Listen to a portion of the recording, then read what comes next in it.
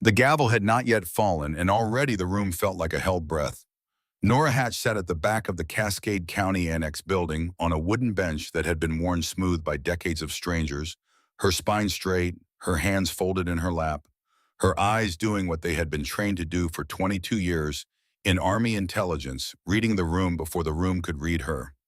She was 47 years old, though the silver threading through her dark hair made most people guess older, and she had learned long ago that being underestimated was its own kind of armor. Ash sat beside her on the floor. He was 9 years old and enormous, a German shepherd, whose coat was the color of winter ash silver and gray, and pale cream, thick and double-layered, the fur around his muzzle bleached almost white with age. His amber eyes moved slowly around the room with the unhurried confidence of an animal that had never once in its life been the most dangerous thing in any space it occupied because it always had been. He did not fidget, he did not pant. He simply watched his broad head turning in small, precise increments, cataloging every person the way Nora had taught him, to the way she herself could not stop doing even when she desperately wanted to. The Cascade County auction had already moved through 9 properties that morning. A foreclosed ranch truck, a set of commercial kitchen equipment, a bungalow on the edge of Millhaven with a collapsed porch and a title dispute that had dragged through the county courts for 6 years. For each lot, the room had performed its usual ritual, a flutter of raised hands, brief competitive tension, the crack of the gavel, the shuffle of papers. People had laughed softly. A few had clapped. The whole thing had the comfortable rhythm of a weekly farmer's market. That rhythm ended when the auctioneer, a heavy-set man named Colson, with bifocals, he was constantly adjusting, cleared his throat and looked down at his clipboard with an expression that suggested he would rather be somewhere else. Lot 14, he said, and his voice had shifted, not dramatically but enough. The warmth had drained out of it the way warmth drains from a room when someone opens a door to the cold. Parcel known locally as the Harmon property. 160 acres in the northwestern foothills, single-structure cabin, one well status unknown. Sold as is where is title conveyed by tax delinquency. He paused. 15 years of unpaid property taxes. 15 years. The number landed in the room like a stone dropped into still water. Every conversation stopped. The man 2 rows ahead of Nora, a rancher in a canvas jacket, who had been enthusiastically bidding on 3 previous lots, turned and looked at her. Not suspiciously, not angrily. The way a person looks at someone standing too close to the edge of something. Nora had done her research. She knew exactly what she was sitting in front of. She also knew that the man in the 3rd row, the one in the pressed gray jacket, who had arrived 15 minutes before the auction started and had not bid on a single lot, who had spent the entire morning with a small leather notebook open on his knee, whose eyes had lifted and found her face the moment Colson announced Lot 14 was not here to buy anything. He was here because someone had sent him to find out who would. She raised her hand.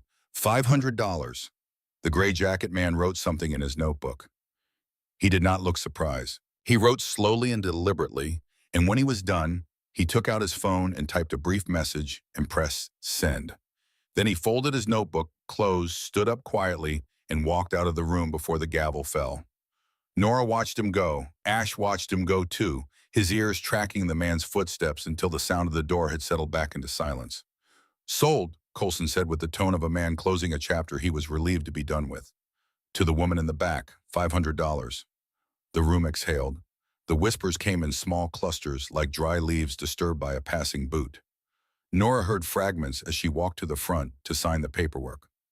Words like trouble, like that place, like doesn't know what she's walking into. The county clerk who processed her payment was a young woman with careful, neutral eyes, who slid the deed across the counter without comment, the way you might slide a document across to someone you were sorry for but could not help. Outside, the Montana air hit Nora like cold water, clean and sharp and indifferent to human concerns. She stood on the steps of the annex building with the deed folded in the interior pocket of her jacket and let herself breathe it in. Ash pressed against her left leg. She put her hand on his head without looking down. She had come to Montana seeking something that had no proper name. Not peace exactly, not escape though the word had crossed her mind. Something more like distance from the version of herself that existed in the places that knew her history, the version that slept badly and startled at certain sounds, and sometimes sat in the parking lots of grocery stores for 20 minutes before she could make herself go inside. Montana had seemed far enough from all of that. The Harmon property had seemed even farther. She had not expected the gray jacket man. She had not expected the way the room had gone quiet at the mention of the land's name.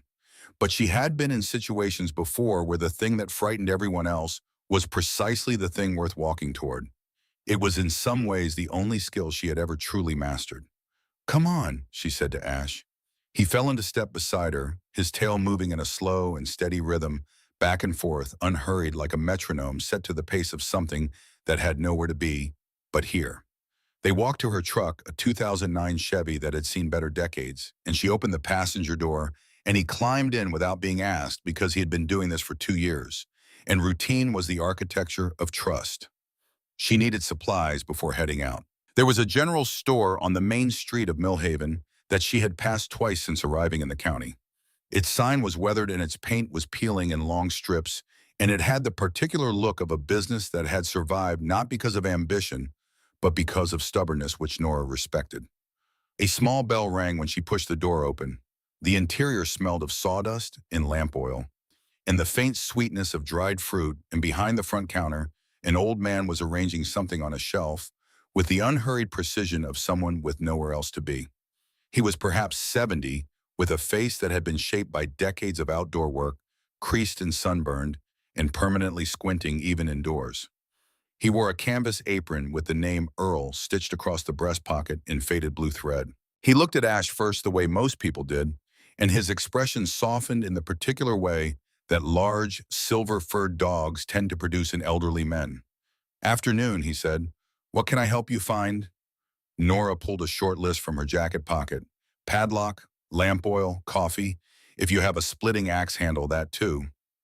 Earl moved around the counter with the practiced efficiency of a man who had spent 40 years knowing where everything was.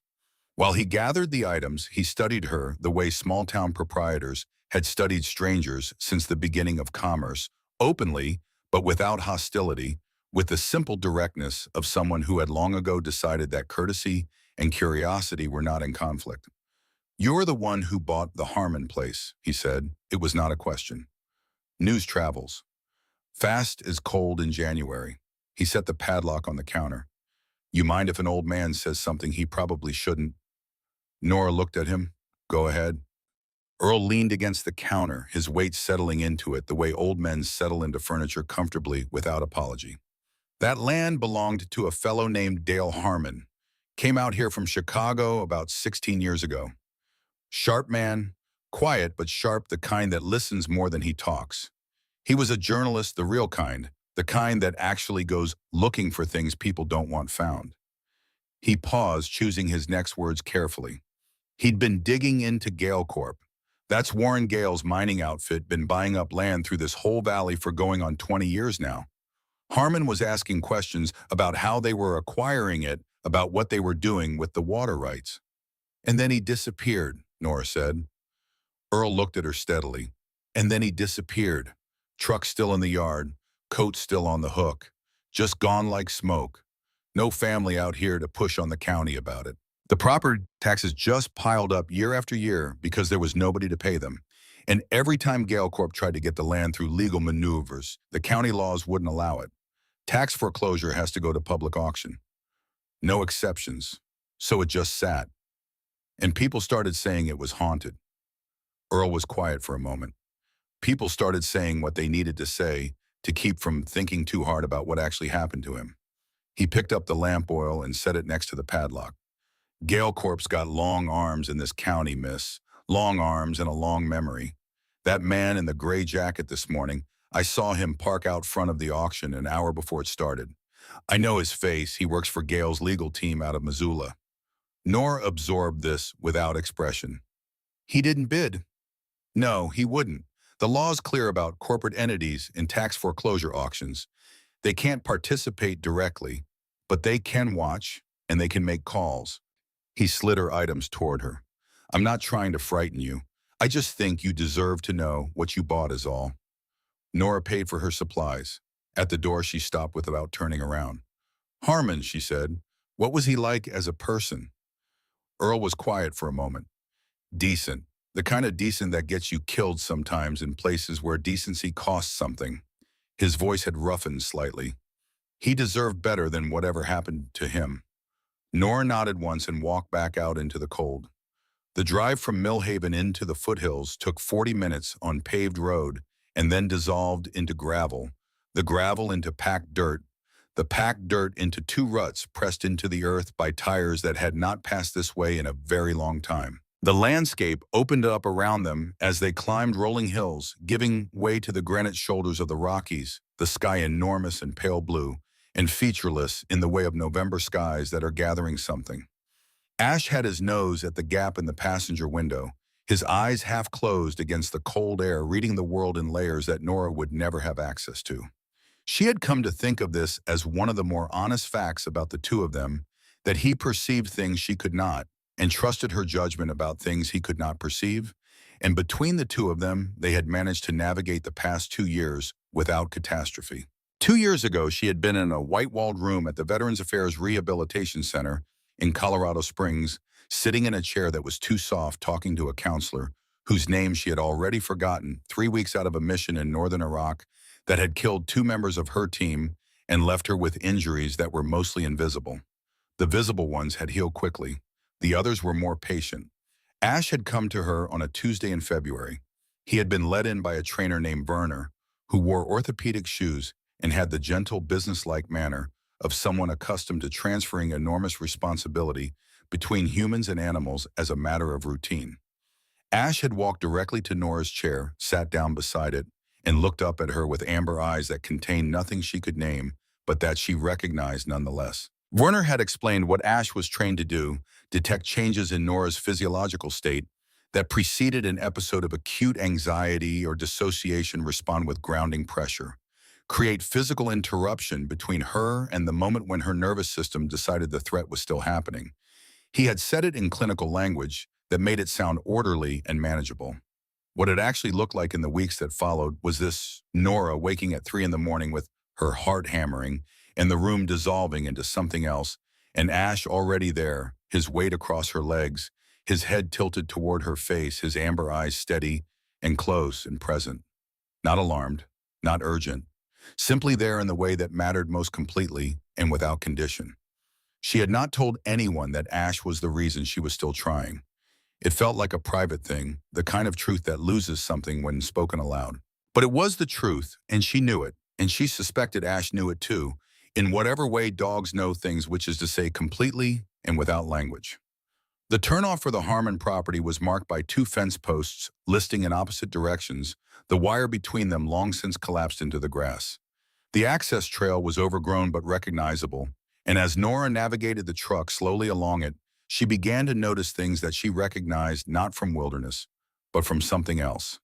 A pine log fallen across the path at the sharpest bend, too perfectly positioned to have arrived there accidentally. A thicket of dense brush forcing the trail dangerously close to a drainage ditch, the kind of obstacle that would stop an unfamiliar driver cold. Not neglect, design. Someone had spent time ensuring that the casual visitor would turn back. Nora did not turn back. The trail opened into a clearing after 10 minutes of careful driving, and there it was. The cabin was small and dark and old, built from logs that had been cut when the trees in this valley were bigger and the men who felled them more confident about permanence. The chinking between the logs had crumbled and fallen away in places, leaving thin gaps through which the wind spoke in a constant low whisper. The porch sagged on the left side, one of its support posts tilted outward like a man who has had too much to drink. The stone chimney that rose from the center of the roof was coated in moss, gray-green and patient. The windows were dark with grime. It looked like a place that had given up. It looked like a place that had been waiting. Nora killed the engine and sat for a moment. The silence after the truck's rumble was absolute, not the silence of emptiness, but the deeper silence of a place that has been holding its breath for a long time. She and Ash got out. The air was sharp with pine and damp earth and the metallic edge of coming snow. Ash moved ahead of her toward the cabin, nose low, then high, then low again, reading the clearing's accumulated history in a language she would never learn. "Well," she said quietly, "here we are." Ash glanced back at her. His tail moved once. The porch groaned under her boots but held. The front door was unlocked, had probably been unlocked for 15 years since there was nothing inside worth protecting, or so the world had assumed. It swung inward on hinges that screamed at being asked to move, and Nora stepped into the dimness. The smell hit her first cold ash mouse work, and beneath it something older and earthier, the slow exhale of a building returning to the forest it had been taken from. Pale November light filtered through the dirty windows in thin columns, catching the dust her entrance had stirred. She stood still for a moment, letting her eyes adjust, letting the room present itself. It was a single large space, a wooden table with two chairs, a cast-iron bed frame stripped to its springs, a shelf with a few rusted cans, and on the far left wall, massive and unmissable, the fireplace, an enormous construction of river stones stacked from floor to ceiling, darkened by years of smoke. Its hearthstone a wide flat slab of slate gray, and on the table a ceramic mug, blue-rimmed, coated in dust. A book lying face down, its pages slightly curled, its spine cracked from being held open. On the peg beside the door, a wool coat, heavy, dark green, one pocket sagging with weight. A man had been reading. He had put his book down, and he had not come back. Nora moved through the room slowly, not touching anything, the way she had moved through countless spaces in her other life, reading the story the room was telling, looking for the place where it stopped making sense.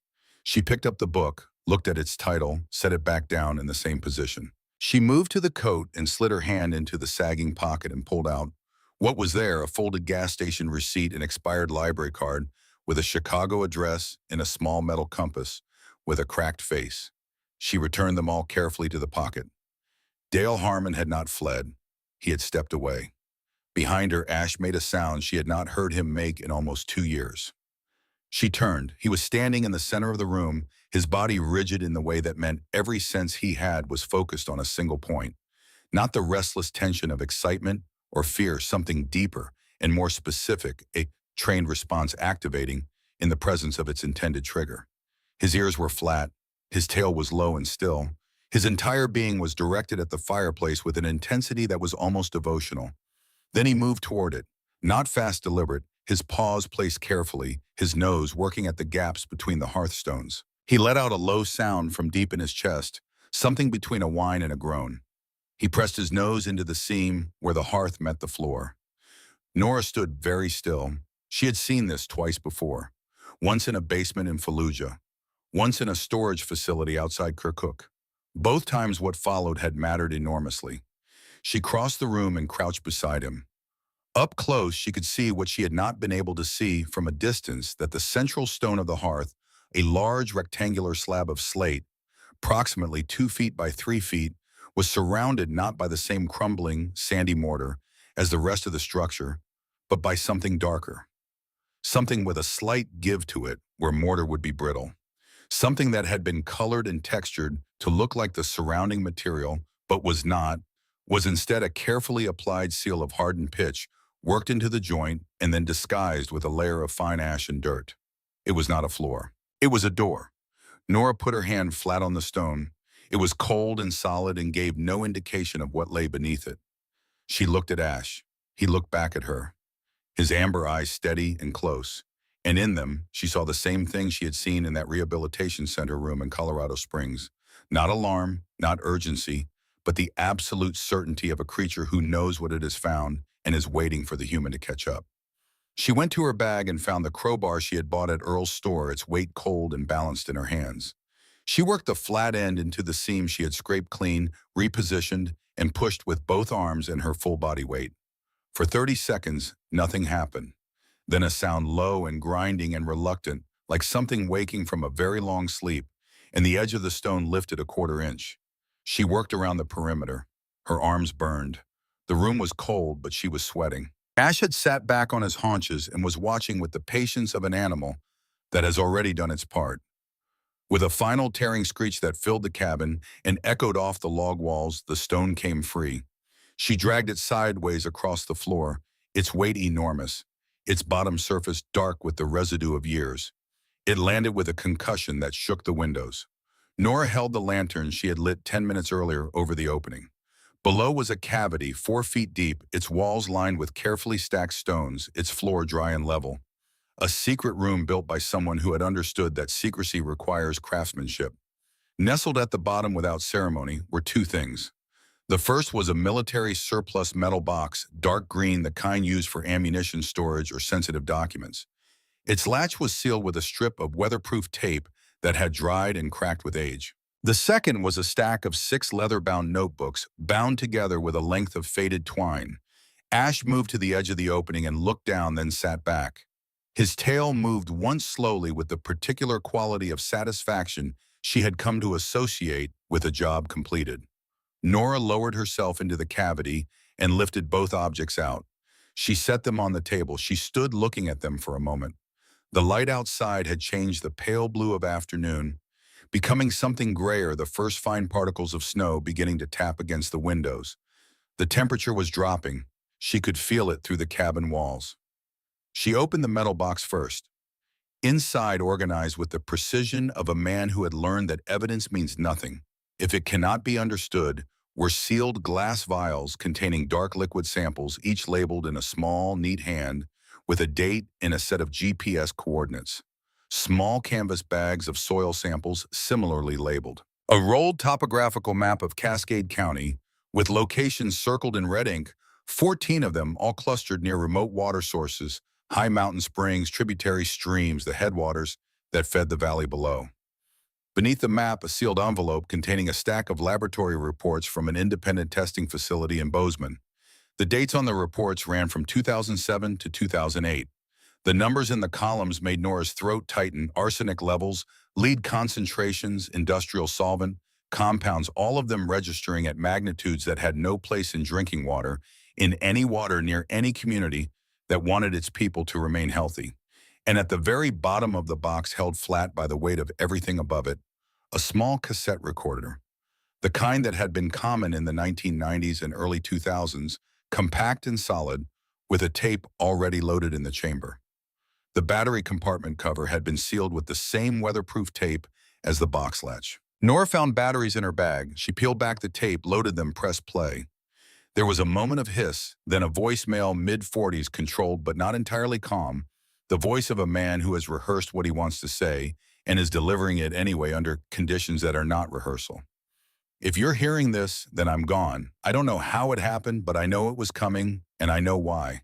My name is Dale Harmon. I was an investigative journalist. Past tense feels right. I came to Cascade County in 2007 to follow a story about Gale Corp's land acquisition practices. What I found was something larger than land. A pause. The sound of wind outside his wind, 15 years gone.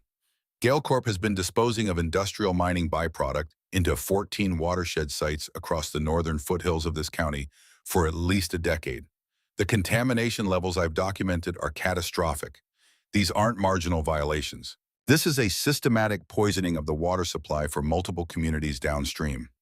I have sample data, laboratory confirmation, and a complete survey map. It's all in the box. Another pause. Longer. The reason no one has acted on this is straightforward. Sheriff Vance Pruitt of Cascade County has received direct payments from Gale Corp's parent operation for over 8 years. He is aware of the disposal sites. He has actively suppressed at least 2 previous attempts to report the contamination to state regulators. Above him, providing political cover at the state level, is Senator Harlan Dykes, who has served on the Senate Natural Resources Committee and has blocked federal oversight of mining operations in this region for 3 consecutive terms. The voice steadied. I am leaving this here because it is the safest place I have. I do not trust the mail. I do not trust the phones. I have reason to believe my correspondence is being monitored. If I can get out of here, I will retrieve this and bring it to a federal contact I have in Billings. If I cannot get out of here, a breath, then whoever finds this is now carrying something important. I'm sorry for that. I genuinely am. A long silence, just the hiss of the tape. There is a dog that comes around the east side of the property, gray like ash from a coal fire, smart eyes. She has been checking on me, I think in her own way. I've been calling her Ash. It makes the quiet less quiet. Click. The tape ran on in silence. Nora sat very still for a long time. The snow was falling in earnest now, the window light turning white and diffused the wind beginning to assert itself against the cabin's old walls. She was stranded for the night, possibly longer. She knew this with the practical clarity of someone who has learned to assess situations without the luxury of wishful thinking. She was also, she understood, no longer simply a woman who had bought cheap land to be left alone. A knock at the door would have been theatrical. What came instead was headlights, two white beams sweeping across the dirty windows, the sound of a vehicle she did not recognize, its engine straining against snow that was already beginning to accumulate. Ash was on his feet before she had registered the sound, consciously moving to face the door, his body dropping into the low forward stance that she had come to associate with assessed threat. She moved the box and the notebooks back into the hidden cavity.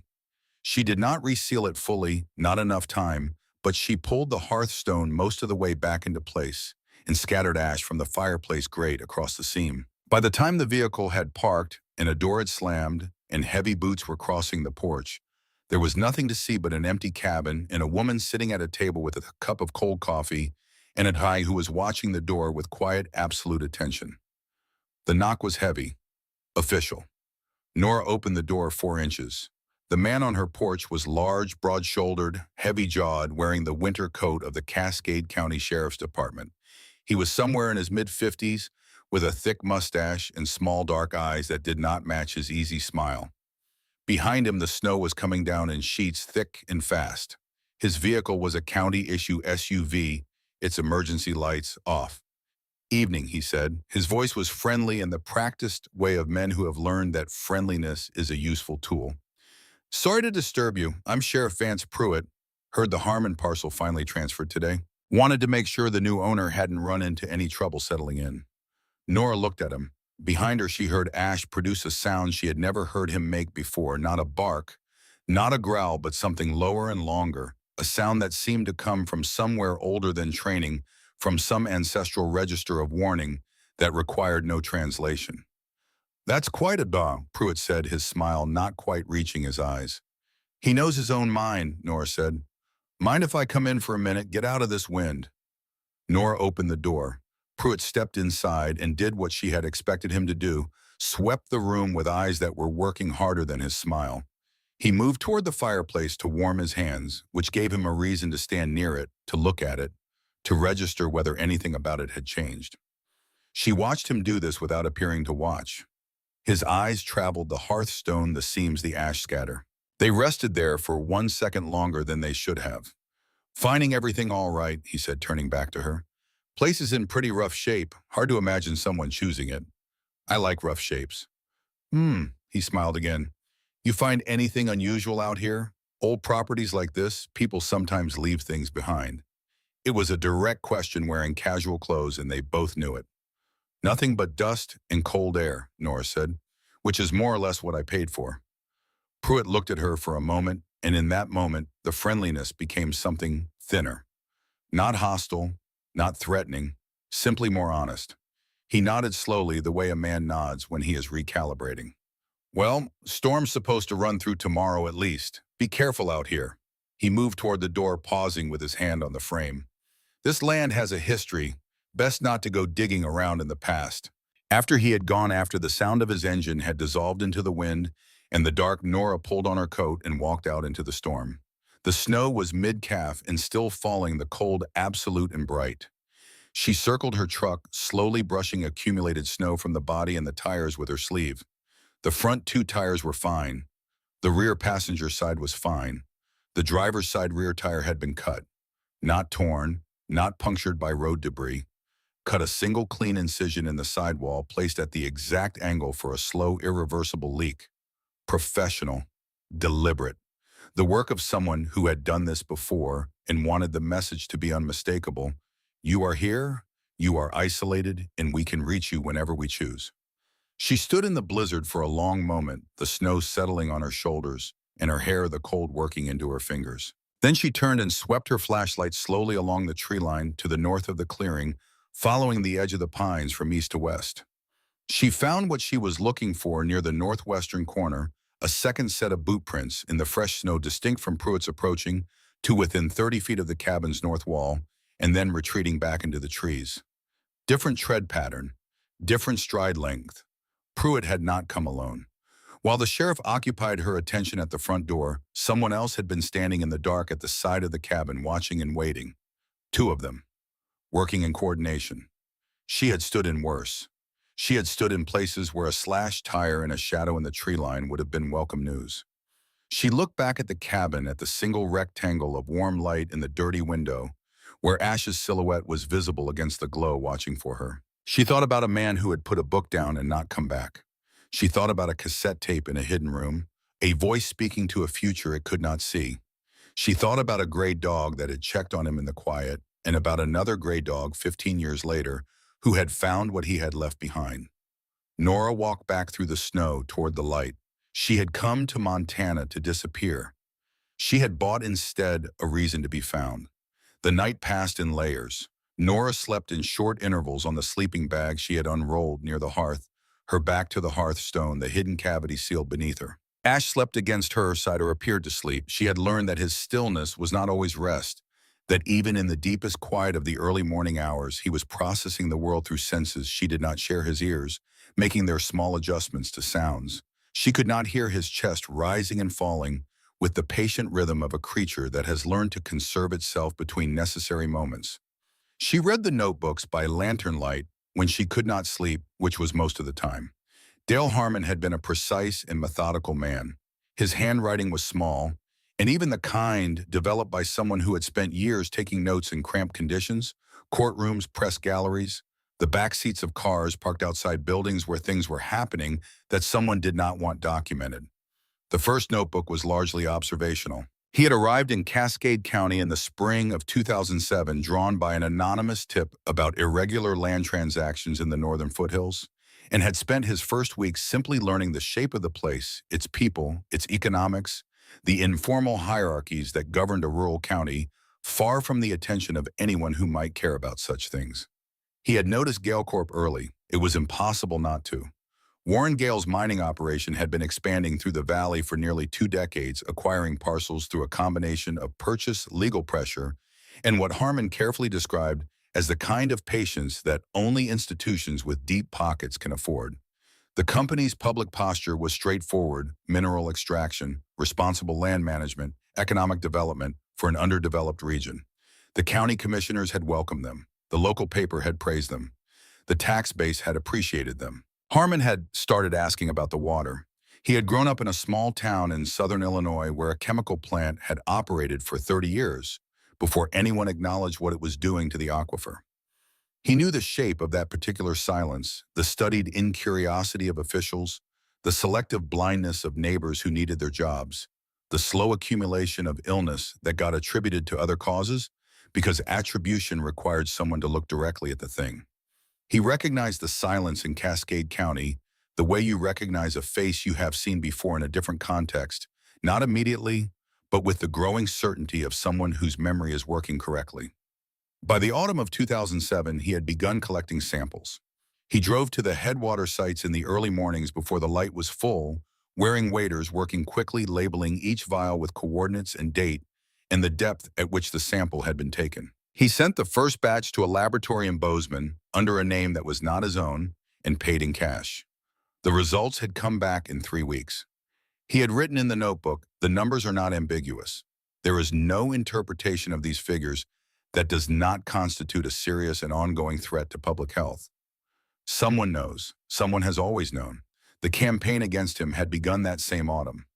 Reading about it now by the light of a storm that had not existed when he wrote these words, Nora felt the particular anger of someone encountering injustice at a safe temporal, remove the anger of knowing how it ended while reading the part where he still thought he might win. A county inspector had arrived without warning, citing complaints about a septic system. There was no record of the complaint. He had been issued a fine and given 30 days to correct a violation that the inspector could not specify precisely. 3 weeks later, a second inspector had appeared, different department, same energy, to report that his chimney did not meet current code standards. The chimney had been built in the 1960s and had stood without incident since before either inspector was born. A property line dispute materialized from documents that had not existed in the county records 2 months prior. His mail began arriving late and occasionally opened. His phone developed an intermittent quality that he noted without paranoia, but with the technical specificity of a man who knew what a tapped line sounded like. "They are not trying to silence me," he had written. "They are trying to exhaust me. Bureaucratic attrition. Bury me in paper and process until I run out of money or will, and then the land becomes delinquent by default, and eventually it comes back around to them through channels that look entirely legal. It is a slow and patient form of theft. It requires no violence. It requires only time and the cooperation of men with official titles." The final notebook entry was dated October 14th, 2008. It was shorter than the others, written in a hand that was slightly less controlled, the letters pressed harder into the page. "I am leaving this here tonight because I do not believe I will have another opportunity. They have become less patient. Someone has decided that the timeline needs to accelerate. I have seen Pruitt's vehicle on the access road twice this week. Cal Brent was at Earl's store when I went for supplies yesterday and watched me the entire time I was there without speaking. There is a difference between surveillance and something else, and I have been in enough difficult places to know which one I am looking at now. If you find this, the water is still poisoned. It has been poisoned for a decade, and it will continue to be poisoned as long as these men hold their positions. The evidence in the box is complete and legally sound. Get it to the FBI field office in Billings, not to anyone in this county, not to state regulators whose appointments go through Senator Dyke's office. Federal, only federal. There is a gray duo who has been keeping me company. I've been calling her Ash. She showed up in September and has been checking on me from the tree line most mornings. This morning she came all the way to the porch and sat with me while I had my coffee. Smart eyes, good company. I hope someone is taking care of her." Nora closed the notebook. The lantern light was steady. The storm moved against the cabin with a sound like a river. Ash was awake now, his head up, watching her face with the focused attention he reserved for moments when her body was telling him something her face was not. She put her hand on his head. "I know," she said. The storm did not lift until the following afternoon, and by then Nora had read every notebook twice and memorized the topographical map with the precision that 22 years of intelligence work had made involuntary. She had also, in the gray hours of early morning, built a small fire in the hearth and dried her boots and made coffee with the grounds she had bought at Earl's store, and had sat with the warmth and the smell of it and thought about a man who had sat in this same chair with the same smell in the air and had not known how little time he had left. The snow had stopped. The world outside was white and silent and unbearably beautiful in the way of landscapes that have no interest in human suffering. She was hauling firewood from the stack beside the cabin, working the circulation back into her hands when the vehicle appeared. It came up the access trail without difficulty, which told her it had done this before, knew the log obstacle at the bend, knew the drainage ditch moved through the obstacles with the ease of familiarity. It was a black pickup truck, new and enormous, its finish reflecting the snow-white sky with the kind of indifferent perfection that expensive things achieve. It pulled into the clearing and stopped, and the man who stepped out of it was a precise match for what the vehicle implied. Warren Gale was in his late 50s, tall and broad across the shoulders, in a way that had once been physical and had since become architectural, the remnant structure of a man who had been powerful in an active sense and was now powerful in a different, more settled sense. His jacket was a dark charcoal that cost more than Nora's truck. His boots were clean despite the snow, which meant he had put them on after arriving, or he simply did not walk in places that would dirty them. His hair was silver, carefully maintained. His face was composed in a way that required effort. She could see the effort, which meant he had not expected to need it. He moved toward her with the bearing of a man accustomed to arriving on property that was not yet legally his, but that he considered his in the more important sense. "Ms. Hatch," he said. His voice was warm and modulated and had been used to saying things to resistant people for a long time. "My name is Warren Gale. I apologize for dropping by without calling ahead. The storm had us all pinned down." He smiled. It was a good smile, professionally deployed. "I wanted to introduce myself and have a direct conversation, which I prefer to the alternative." Nora set down the firewood. Ash had materialized from around the side of the cabin and was standing 3 feet to her left. Not growling, simply present, a gray weight in the snow-white air, his amber eyes on Gale with the unblinking focus of an animal that has already made an assessment. "I'm listening," Nora said. Gale's eyes moved to Ash and then back to her, the smile not wavering, but something behind it recalibrating. "I'll be direct. My company, Gale Corp, has been working on a development project in this valley for several years. This parcel is integral to that project. I'd like to buy it from you. I'm prepared to offer $50,000, which is, as I think we both know, considerably more than the property is worth by any conventional measure. It would represent a significant return on a very modest investment." The number was obscene. That was the point. An obscene number was supposed to produce a particular response in a person. Gratitude, or at minimum, the social awkwardness of refusing something generous. It was designed to reframe refusal as ingratitude rather than judgment. "No," Nora said. Gale paused. "I don't think you have had time to consider." "I've considered it." A silence. The wind moved through the pines with a sound like distant conversation. Gale's composure did not crack, but it shifted the way ice shifts in the moment before it breaks, not visible yet, but audible to anyone listening carefully. "Ms. Hatch." His voice had dropped one register, the warmth replaced by something flatter and more honest. "I've done business in this county for 20 years. I know how things work here. I know who the people are that make decisions, and I know the kind of complications that can arise for someone who is new to a community and doesn't yet understand its dynamics. I would genuinely hate for you to experience those complications unnecessarily." "I appreciate the concern," Nora said. "I'm not sure you do." He held her gaze for a moment, and in it, she saw the man beneath the jacket and the smile someone who had calculated this conversation in advance and was now recalibrating because it had not gone according to the calculation. Some investments turn out to be more trouble than they're worth. I've watched that happen to people out here. I'd rather it not happen to you. He turned without further ceremony, walked back to his truck, and left. The black vehicle moved through the clearing and back down the access trail, and then there was only the sound of the wind and the creak of the cabin and Ash, who was staring at the space where the truck had been, with a low sound in his chest, not trained threat response, not standard alert behavior, but something older and more certain, the way an animal sounds when it recognizes a predator by something other than sight. Nora looked down at him. "I know," she said again.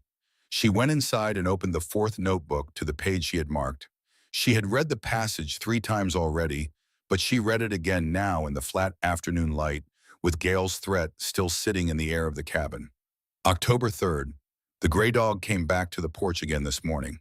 She's been doing this every 2 or 3 days, appearing at the tree line and moving closer by degrees, as if she is conducting her own survey of whether I am trustworthy enough for proximity. This morning she came all the way to the steps. She sat there for almost an hour while I worked.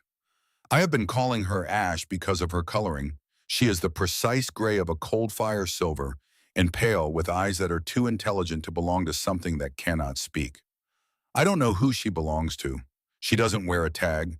She simply arrives and stays for a while and leaves, and somehow the days she comes feel more manageable than the days she don't. Nora looked at Ash. He had settled on the floor beside her chair, his chin resting on his forepaws, his eyes closed in the particular way that meant he was not sleeping, but resting, trusting her to hold watch for a while.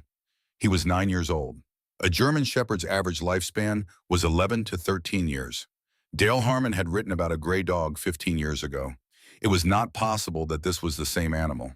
And yet, she thought about the way he had walked directly to that hearthstone, not exploring, not investigating, walking to it with the directness of an animal returning to a known location. She thought about the way he had looked up at her when the stone was finally clear, the satisfaction in his amber eyes that had seemed less like the completion of a task and more like the closing of a very long circle. It was not the same dog. The same dog would have been impossible.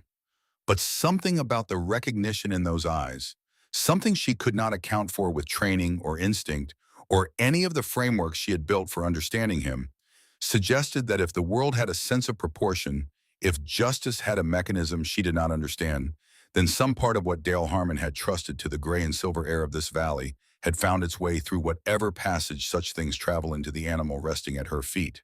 She understood that this was not a rational thought. She had it anyway. Ash opened, one eye looked at her and closed it again. She put the notebook down and turned her attention to the back wall of the cabin, where the night's next problem would most likely arrive. Ash woke her at just past midnight, not with sound, with motion, the sudden absence of his warmth against her side, the immediate change in the room's quality that told her he had moved with purpose rather than restlessness. She was fully awake in the way she had been fully awake in the mornings of her operational years, the transition from sleep into alert so fast it left no seam. He was at the back window. His body was in its lowest posture, weight forward, absolutely still. He was not making a sound. That was the thing that focused her most sharply, not a growl, not a whine, but the total silence of an animal that has decided noise would compromise something important. She moved to him, staying low, and looked through the grimy glass. Nothing visible. Snow trees, the darkness between them. But Ash's attention was absolute and directed, and she had learned to treat that as data of the highest quality. Then a shape, not in the clearing but at its edge near the southeast corner where the tree line came closest to the cabin. A figure moving with the deliberate care of someone who was trying not to be noticed, which meant they had not yet understood that the dog had already noticed them. She watched the shape for 40 seconds. It moved with training, low profile, controlled footfalls, pausing to assess before each advance. This was not a frightened opportunist. She doused the lantern and moved in darkness. She had learned darkness in places where it lasted for days, and forgetting where you were could kill you. And she moved through it now, the way she had moved then, without hesitation, by memory, and touched the cabin's geography already mapped in her. She took up a position behind the wooden table which she had moved earlier in the day, for exactly this reason, placing it at the angle that gave her a clear line to both the front door and the back window. She had not done this consciously. She had done it the way she did most things related to threat management, automatically without drama, because preparation done quietly in advance is always preferable to improvisation done urgently too late. The back window moved. Ash produced a sound so low it was felt more than heard, a vibration in the floor that was a precise calibration of warning controlled targeted enough. It had an immediate effect. The window stopped moving. A moment of absolute silence. Then the front door. A scrape, a click, the sound of a pick, working a lock, competent, practiced, not fast but sure. The padlock she had bought at Earl's store was good quality, but it was not designed for this. The door swung open 2 inches, and through those 2 inches came a cold draft in the shape of a person pausing at the threshold, reading the darkness inside. Nora read the shape. Male, 5'10" or 11, heavy through the shoulders. Not Gale, too lean. Not Pruitt, different posture. She filed this information quickly and completely. She fired once into the doorframe, not at the figure, 2 inches to the right of it. The crack of the shot in the confined space was enormous, and the muzzle flash lit the room for an instant, and in that instant she saw the face, young, maybe 35, a ski mask pushed up to show shocked eyes, the hand going to something at his belt. Ash moved. He crossed the room in a single explosive surge, all forward weight and controlled speed, and drove his shoulder into the back of the man's knees with the precision of an animal that has practiced this until it requires no thought. The intruder's legs buckled. His gun arms swung wide. He hit the floor hard, his shoulder catching the doorframe, his hand losing whatever it had been reaching for. Before he had processed what had happened, Ash was on his forearm, not tearing, not shaking, simply holding the jaws locked with the precise and final grip of an animal that has been trained to end the conversation here and wait for further instruction. The man made a sound that was mostly surprise. He did not move. "How many outside?" Nora said. Her voice was level, which was not equanimity. It was the particular tone that comes from being so focused on the operational requirements of a moment that everything extraneous has been suspended. The man said nothing. Ash tightened fractionally. "How many?" "2. It came out broken. "In the trees, they'll have heard the shot." "Tell them to hold," he called out. His voice carried none of the professional composure his approach had suggested. There was a moment of silence from outside, and then nothing, no response, no acknowledgement. Either they were holding or they had already decided on their next move, and the silence was the pause before it. Nora kept her position. Ash kept his. She waited. The footsteps in the snow came after 2 minutes, not toward the cabin, but away from it, the sound of 2 people moving back through the tree line with less care than they had used coming in. Retreating, not permanently, regrouping. She looked at the man on the floor. His clothing was practical and dark. Nothing that identified him, nothing with a logo or a label. The radio clipped to his jacket was a compact tactical unit. She unclipped it. The channel was open. She held it near her ear and heard in the static and the wind noise a voice she recognized. Vance Pruitt, calm and clipped. Pull back. Not tonight. We'll wait for the next window. A brief pause. Then the same voice, a different call. She's not going anywhere in that truck. Let the storm do the first part. She set the radio down. She let Ash release the man's arm. He sat up slowly, cradling it. He looked at her not with anger, but with the expression of someone who has made a professional assessment and arrived at a conclusion. He does not enjoy the conclusion that he has been on the wrong end of a better preparation. You should go, Nora said. He went. She bolted the door and stood in the dark cabin with Ash at her side, thinking about what she had just heard. Let the storm do the first part. She was isolated. Her truck was out of commission. The access road would be impassable by morning. They did not need to come at her again tonight. They simply needed to wait. She had perhaps 6 hours before the next storm made movement impossible. She spent the next 40 minutes in focused, deliberate work, using the small camera on a backup phone she had kept in her bag, not a connected device, just a camera, documenting every page of every notebook, every sample label, every section of the topographical map, every page of the laboratory reports. 231 photographs in total stored on a memory card the size of her thumbnail. She returned everything to the cavity. She sealed it with the same pitch and ash disguise it had worn for 15 years. She pressed the hearthstone down until the seal held. Then she slept for 3 hours light and alert, with ash pressed against her side and the memory card in the front pocket of her shirt close to her sternum, warm with her body heat. At 4:30 in the morning, 2 hours before first light, Nora Hatch and Ash walked out of the cabin into the dark. The snow had stopped, and the temperature had dropped to the kind of cold that sharpens the mind by making every other consideration irrelevant. The stars were extraordinary, that particular brilliance of high-altitude winter nights, when the air is too cold to hold moisture, and the sky is simply the sky, enormous and indifferent and beautiful. She moved through the snow without lights, using starlight, and the map she had memorized following the tree line east rather than the access trail, covering 3 miles of backcountry before she reached the fire road she had identified on the county parcel map. Ash moved with her in perfect silence, his feet finding purchase in the snow with the sureness of an animal that had been born for difficult terrain. He did not question the direction or the pace. He simply went where she went, and when she paused to listen, he paused, and when she moved, he moved, and the two of them made their way through the cold and the dark together with the wordless coordination of a partnership that had been tested and found sufficient. She reached the fire road at 6 in the morning. A passing timber operation truck stopped for her 45 minutes later. A man in his 60s named Frank, who asked no questions, took one long look at Ash, said nice dog, and drove her to the edge of Millhaven without another word. People who work in the mountains before dawn are not generally people who ask unnecessary questions. She appreciated this about them. In Millhaven, she borrowed the phone of a diner owner who had opened for the breakfast shift, a woman of perhaps 60, who took one look at Nora's face and the dog at her heels and pointed at the phone behind the counter without being asked. Nora called a number she had not dialed in almost 2 years. It rang 3 times. Calloway. The voice was clipped and immediately awake. Reed, it's Nora Hatch. A beat of silence. Nora, where are you calling from? A diner in Millhaven, Montana. Someone else's phone. I don't have much time. She delivered it with the compression of someone who has spent years conveying essential information in minimum time. She told him what she had found, the contamination sites, the water samples, the laboratory data, the names, the structure of the corruption from Pruitt through Dykes. She told him she was sending photographs of the complete documentation to his secure address. This is federal-level material, Reed said. He was already typing. She could hear it. I know. FBI field office in Billings. Not state, not county, not anyone whose appointment chain runs through Dykes. I need you to be the one to make that call because I don't know where I'll be in the next 12 hours. I can do that. A pause.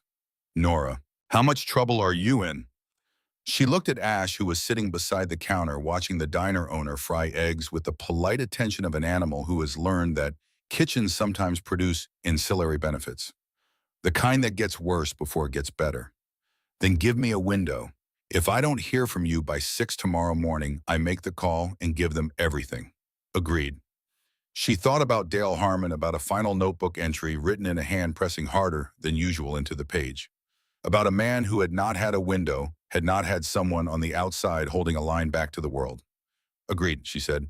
6 a.m. Mountain Time. She uploaded all 231 photographs through the diner's computer using the encrypted transfer service she had maintained for years. It took 11 minutes. She watched the progress bar with the specific patience of someone for whom 11 minutes has occasionally been a very long time. When it was done, she paid for 2 cups of coffee with cash, gave one to the diner owner with a nod of genuine gratitude, and walked back out into the gray Montana morning. She had 14 hours. The second storm was already building on the northern horizon, a wall of dark cloud moving with the unhurried certainty of something that did not need to hurry. Nora stood on the main street of Millhaven with her coffee and her dog and looked at those clouds, and she did the calculation that soldiers do, the one that weighs what you have against what is coming and decides what you are willing to spend and commits. But before she turned back toward the mountains, she had one thing left to do. She bought a second prepaid phone from a convenience store 2 blocks from the diner, activated it in the parking lot, and pulled up the county sheriff's department website. She wrote down the direct number for the substation duty sergeant, not Pruitt's line, not the main dispatch, but the administrative line that rolled to whoever was sitting the morning desk. She did not call it, not yet. She needed to confirm something first. She drove to the north end of Millhaven, to the intersection of Route 9 and the county maintenance road, and parked. She had been here once before 2 days ago when she had studied the county map. From this position, with the compact binoculars she kept in her pack, she had a clear line of sight down Route 9 for approximately a mile and a half. She was here because the tactical radio she had taken from the intruder was still transmitting on Pruitt's frequency, and because, just before she had left the cabin that morning, she had heard a brief fragment of a call she had not included in her report to read 3 words in a voice that was not Pruitt's higher-pitched younger saying, "Checking the road now," before the channel had gone quiet. She waited 18 minutes. Then a county patrol vehicle appeared on Route 9 moving north from the direction of the Millhaven substation, not running lights or sirens, traveling at the unhurried pace of routine patrol. It slowed as it approached the turnoff for the fire road she had used that morning. The driver's window came down. A man leaned out and looked at the road surface, looking at tire tracks in the morning snow, she understood, looking for evidence of where she had gone and how she had gotten out. The face was younger than Pruitt's. She recognized the build from the previous night, the same broad shoulders, the same deliberate way of moving. Deputy Cal Brent, the man who had stood in the dark beside the cabin while Pruitt knocked on her door. The second set of footprints, the other half of the operation. The patrol vehicle sat at the turnoff for 2 minutes, then moved on. Brent had not found what he was looking for. Her tracks on the fire road had been partially obscured by the new snowfall in the hours before dawn. So, it was the entire department, not just Pruitt acting alone with a corrupt superior. The substation itself was compromised, which meant there was no local option, no county resource, no badge and cascade that could be trusted. Dale Harmon had understood this. He had written it in his final entry. Federal, only federal. She lowered the binoculars. Now she understood completely, and now she could go back. She turned back toward the mountains. Ash fell into step beside her, his shoulder brushing her knee, steady as the ground beneath them. Together they walked back toward the fire road, back toward the thing that needed finishing, carrying between them the weight of a truth that had waited 15 years for someone willing to carry it. She came back to the cabin the way she had left it, through the trees, following the eastern approach, staying below the ridge where the wind would carry her scent away from the clearing rather than into it. The afternoon light was already failing the sky, pressing down in layers of gray and darker gray, the second storm announcing itself not with wind, yet, but with the particular stillness that precedes serious weather, the way a room goes quiet before someone says something that cannot be unsaid. Ash moved ahead of her through the snow, his head low and his ears working, reading the clearing before she entered it. He paused at the tree line and stood without moving for 30 seconds. Then his tail moved once clear, deliberate, and he stepped out into the open. Nothing had been disturbed. The cabin sat as she had left it, She checked the small tells. She had placed a thread across the door hinge, a scatter of ash on the porch step, a stone at a precise angle against the base of the firewood stack, and found them undisturbed. They had not come back yet. They were waiting for the storm. She had approximately 11 hours. Inside, she rebuilt the fire with the efficiency of someone who understands that warmth is not comfort, but capability. She ate from her provisions methodically without appetite. She gave Ash his portion, and he ate in the same spirit quickly and completely, then moved to the window and looked out at the fading light with an attention already shifting from rest to readiness. She reinforced the cabin with what she had. The front door braced with the table and chairs. The back window sealed with planks from the side porch. 3 of them nailed across the frame, not enough to stop entry, but enough to slow it, and slowness was its own advantage. She positioned the cast iron bed frame against the side wall and lay her rifle across it. She checked her ammunition. She set the tactical radio where she could hear it. It had been silent since she returned. That silence was information. They knew she was back. They were letting her settle in, letting her believe the night might be quiet, which meant it would be the opposite. She turned to Ash. "You know what's coming," she said. He looked at her with his amber eyes steady and present, and she thought about a cassette tape in a military box and a man who had sat in the same room and had understood too late that the patience of his enemies was longer than his ability to wait them out. The difference between Dale Harmon and Nora Hatch was not courage. The difference was 14 hours and a phone call made before the siege began rather than after it. Reed had the material. The deadline was set. Whatever happened tonight, the truth was already outside this valley. All she had to do was survive until morning. She sat in the chair with her rifle across her knees, and Ash settled on the floor beside her, and they waited for the dark to become what it was going to become. It came at 11:17. Not from the front. The people coming tonight had assessed her once and recalibrated once, and now they were coming with the adjustments applied.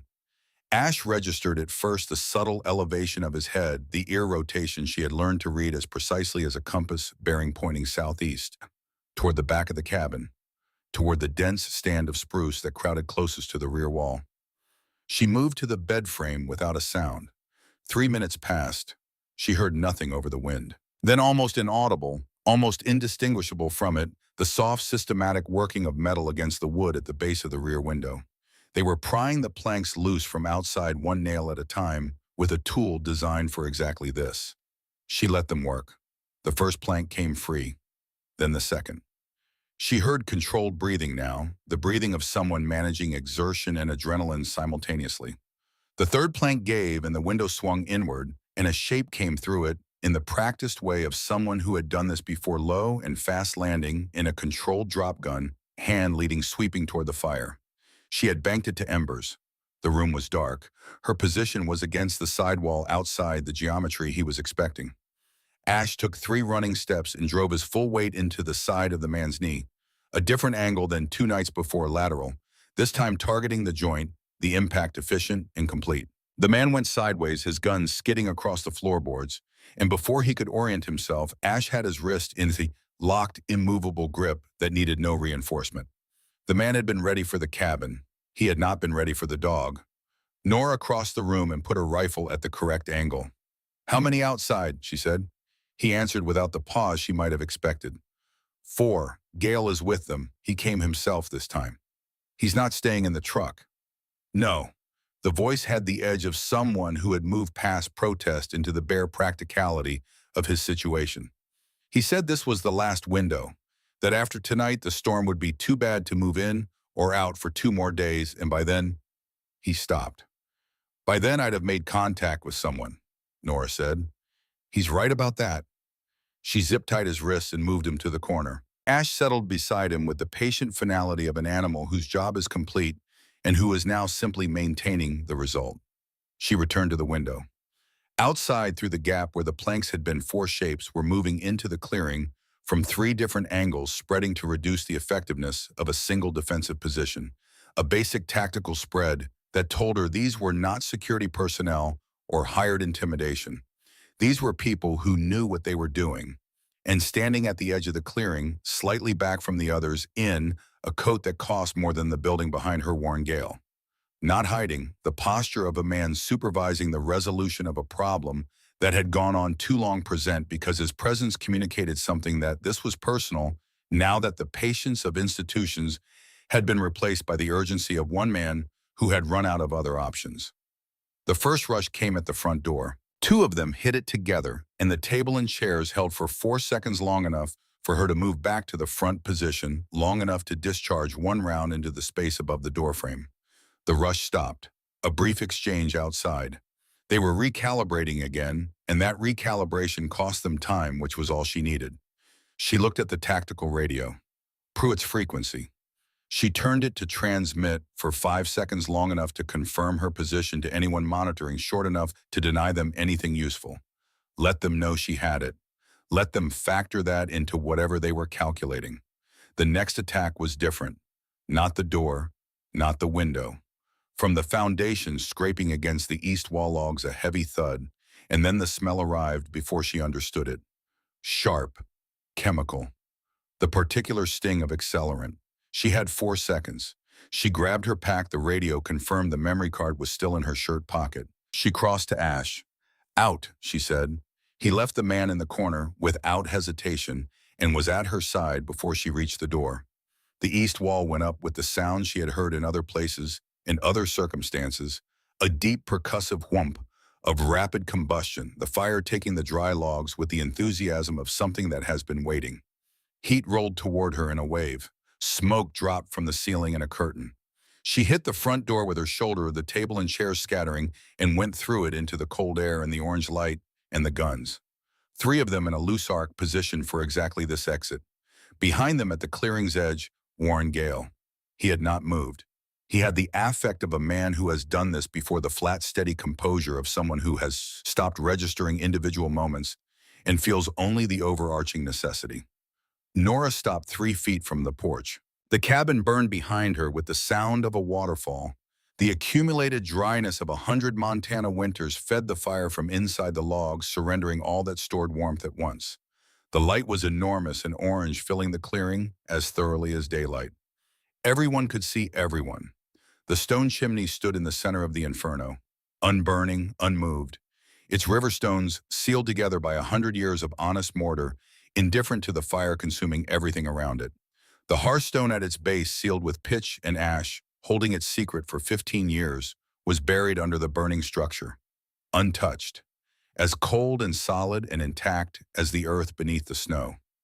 "Ms. Hatch," Gale's voice carried easily over the fire's roar, "the evidence is burning. There's nothing left to protect. You can walk away from this tonight." Nora looked at the 3 men between her and him. She looked at Ash, who had moved slightly forward, placing himself in the space between her and the nearest operative with the deliberate positioning of an animal that understands geometry. She looked at the chimney. "The evidence isn't in the cabin," she said. Gale's expression did not change immediately. The change came in increments, the way ice changes, first the surface, then the depth, the whole structure shifting beneath what the eye can see. "It's under the hearth," Nora said, "in a military-spec metal box rated for sustained temperatures above 1,000 degrees. Dale Harmon was careful with the things he wanted to last." The silence between them had a specific quality, the silence of a man realizing that 30 years of careful work, of patient acquisition, and systemic corruption, and the kind of slow, bloodless violence that leaves no visible marks, has been outmaneuvered by a sealed metal box and a 9-year-old dog. The operative to Gale's right moved. Ash moved first, not at the man, at the snow between them, a low, fast trajectory that put his body in the path of the advance, and his voice, for the first time in 2 nights, produced the full sound of what he was capable of, a sound that stopped the operative as completely as a wall.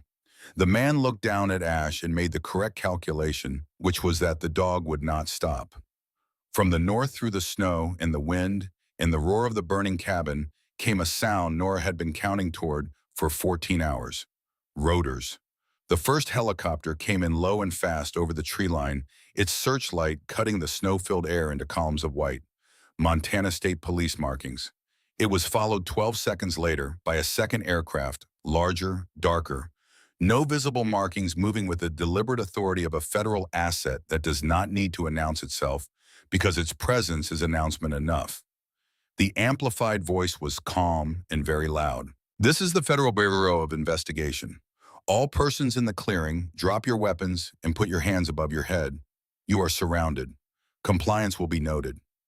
The two operatives looked at their guns and looked at each other and then looked at Gale, and Gale looked at nothing or at everything, which at that moment amounted to the same thing. The calculation he was running had no viable output. 30 years of acquisitions and influences and favors and buried evidence, and none of it had anticipated a woman who bought a piece of land for $500 and a dick who knew where the truth was kept. The weapons went into the snow. Hands went up. From the far side of the cabin came sounds of a brief and one-sided confrontation as the tactical team from the larger helicopter made first contact with the fourth operative. Warren Gale stood with his hands raised in the orange light and did not speak. Whatever he might have said had been superseded by events. Ash came back to Nora's side. She put her hand on his head and he leaned into it, and neither of them moved until the first agents had crossed the clearing and established control of the scene because there had been enough motion for one night. The agent who reached her first was a tall woman in a tactical jacket who introduced herself as Special Agent Dina Marsh, Montana Field Office. She had the focused, efficient manner of someone doing exactly what she had trained to do and finding that it matched. Reed Calloway contacted our billings office at 11:45 last night, she said. The material he transmitted was sufficient for a warrant by 2 in the morning. We've had assets moving since 4. She looked at the chimney still standing at its center, unmoved. He said to tell you the deadline was 6 a.m., but that he wasn't waiting until 6. Nora said nothing. She was looking at the sky where the rotors of both aircraft had settled into a hover, and the searchlights were illuminating the clearing with the flat, thorough light of accountability. He also said to tell you he's been following Gale Corp's paper trail independently for the past 2 years. Marsh looked at her. He said you'd understand what that means. Nora understood what it meant. It meant that Dale Harmon's work had not been alone in the world. The thread he had pulled from this valley had been found and picked up by someone else before she had ever arrived. What she had carried out of that cabin and through 3 miles of backcountry snow was not the beginning of something, but the completion of it. Reed had been looking for the evidence. She had found it. Dale Harmon had made sure it could be found. Ash had made sure she was the one who found it. The fire was dying now, the cabin's structure collapsing inward in a series of heavy sounds, the orange light diminishing. What remained standing solitary and unchanged in the center of the ruin was the chimney, those river stones sealed together by someone who had built for the long term, surrounded by embers, radiating heat, but not burning, not yielding the permanent record of a structure that had once been a home and was now something more. Marsh led her to the periphery where a field medic was working and gestured for her to sit, which Nora did, because her legs had decided that sitting was now appropriate and had made this decision without consulting her. Ash pressed against her left side, and she kept her hand on him, not for his benefit, but for hers, and felt him steady and solid and warm in the cold air. Reed Calloway arrived 40 minutes later in a rental SUV, escorted in by a state trooper. He looked older than the last time she had seen him, not aged, but marked the way people get marked by years of work that matters to them. He had a voice recorder in his hand, but he put it away when he saw her face. He sat down in the snow beside her without ceremony. The box, he said, still in the hearth cavity. The structure will be cold enough to access it by morning. He nodded. The lab reports alone are enough to indict. The contamination data predates Gale Corp's last compliance filing by 6 years. There's going to be a federal environmental investigation that runs for at minimum 2 years. And Dykes. Dykes is already having a difficult morning, Reed said. I made 2 phone calls before the FBI one. I've been building a file on the senator's connection to Gale Corp's licensing approvals for 8 months. The material you sent me filled the gap I couldn't fill. He paused. Dale Harmon identified the contamination sites. He documented the payment structure between Gale and Pruitt. He could not prove the connection to Dykes because the financial relationship was routed through a private land trust that took me 8 months and 3 sources to trace. He looked at the chimney. He was close, though. He was very close. Northar thought about the final notebook entry, a man pressing hard into the page with his pen running out of time and knowing it. He would have gotten there, she said. Yes, Reed said. I think he would have. They sat in the snow in the orange fading light and did not speak for a while. Ash had his head across Nora's knee, and she could feel his breathing steady and slow, the long exhalation of an animal whose work is finished and who is resting in the particular way of creatures that know the difference between a pause and an ending. Sheriff Vance Pruitt was arrested at his home in Millhaven at 5:47 in the morning by two federal agents who did not call ahead. Deputy Cal Brent was taken from a gas station on Route 9 at approximately the same time. Warren Gale was already in federal custody. The operative from the cabin had been transported for medical attention and was cooperating in the frank and comprehensive manner of someone who has assessed his situation and found it unambiguous. Senator Harlan Dykes would be indicted 7 weeks later. The indictment would cover 11 counts. The most significant involved the deliberate obstruction of federal environmental oversight over a period of 14 years. None of that had happened yet on the morning when Nora sat in the snow beside the ruins of the Harmon cabin. On that morning, there was only the aftermath, the cold, the light coming up slowly in the east behind the mountains, the federal agents moving through the clearing with the systematic efficiency of a process that had been set in motion and could not be stopped. Reed spoke eventually. You could go anywhere. This story is going to be national, probably international given the environmental angle. Anyone would want to hear this from you directly. Nora looked at the chimney. It was standing in the gray morning light, the fire completely out. Now the stones darkened with smoke, but solid, genuinely, permanently solid, the way things built with care and intention are solid. The hearthstone beneath it was intact. She knew this the way she knew her own hands. She looked at Ash. He was watching her with his amber eyes patient and present, his silver-gray face tipped slightly upward. There was no urgency in him. There was only the quality she had come to rely on more than she had ever relied on anything, the quality of an animal that is completely and without condition, where it is doing what it is there to do, asking nothing in return except the same presence from her. She thought about a rehabilitation center in Colorado Springs and a dog who had walked directly to her chair and sat down without introduction, as if the arrangement had already been agreed upon somewhere she had not been present for. She thought about a trail through backcountry snow at 4:30 in the morning and the way he had moved beside her without hesitation. She thought about a hearthstone and the dark cavity beneath it and the amber eyes that had looked up at her when the stone came free, patient and satisfied, and somehow impossibly familiar. She thought about a man who had sat on this porch with a coffee cup and a gray dog at the edge of his property and had found the silence less quiet for her presence. She thought, I am not the first person this land has given a reason to stay. I'm staying, she said. Reed looked at her. I'm going to rebuild. She looked at the foundation logs, the ones the fire had not reached, the ones that had stood here since before either of them was born. The foundation is still good. The well is probably still good. The hearthstone is definitely still good. Reed was quiet for a moment. That's not what I expected you to say. No. It's also, he said slowly, exactly what I should have expected you to say. The sun came over the mountains as they sat there, moving in the specific way of winter sun, low and oblique, casting long shadows across the snow, lighting the top of the chimney first, and then spreading downward until the whole ruin was visible in the clear, cold morning light.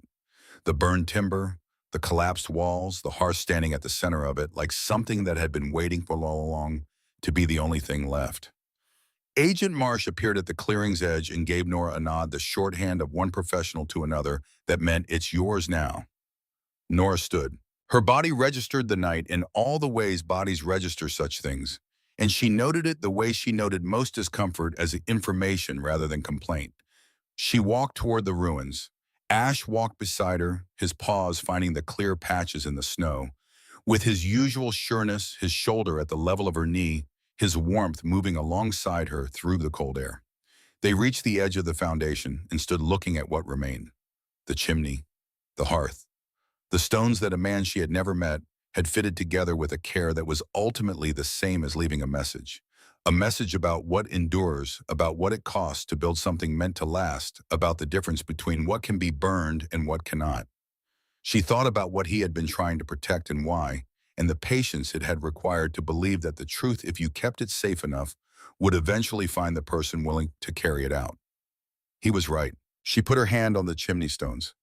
They were warm from the fire's last hours, radiating a slow and gentle heat into the cold morning, and she stood with her palm flat against them for a long moment.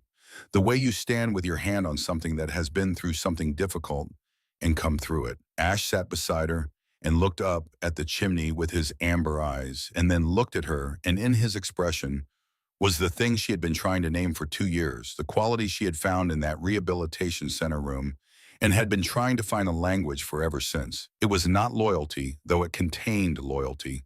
It was not love, though it contained love. It was something simpler and more fundamental than either of those words. It was presence, complete, unconditional, and without end. She looked down at him. He looked up at her. "All right," she said. "Let's see what we've got to work with." He stood, and his tail moved in the slow, steady rhythm she had come to think of as his natural heartbeat, and together they turned toward the morning. The mountains were bright with new snow. The sky above them was the hard, clear blue of a day that had no further agenda. Somewhere under the hearthstone, sealed in the dark and the cold, a metal box held the last testimony of a man who had trusted the future was something important and had been proven right.